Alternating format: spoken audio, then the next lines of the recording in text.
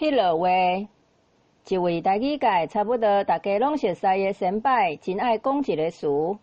迄落下，便若拄着毋知安怎解说，无想要解说，也是要解说好清楚，会真费气的时阵，就会当用迄落下来代替。比如讲，人问你是安怎要用海翁来甲家己号名，你心内可能有几若个理由，毋过你知影对方根本毋是真正要了解，就会当应讲，就因为迄落下，所以安尼号。也是人质疑你支持的候选人，问你是安怎要听伊，你知影对方只是想要甲你呛声，你嘛会当应讲，伊就真迄落下啊，所以我甲支持，安尼来甲对话结束。近来照讲是台湾上侪人使用的语言，因为外来政权的压迫，致使伊得要伫即块土地顶面消失去。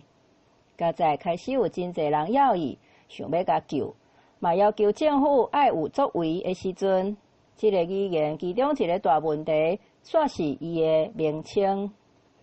咱袂认为台湾大学独占台湾2字，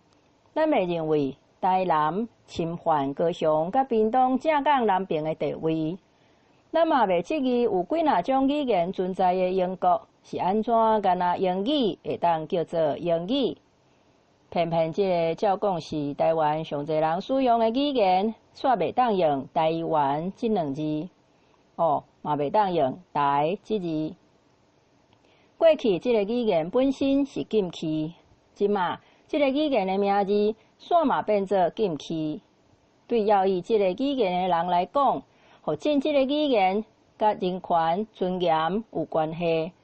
但煞互人要求爱伫压迫者硬甲你改的名，甲相对弱势者因为讨厌你甲你号的名，其中选一个，无就是刷文，就是霸权。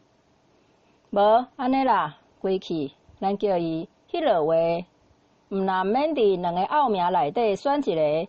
嘛甲相对弱势者因为讨厌你甲你号的名，足活音了。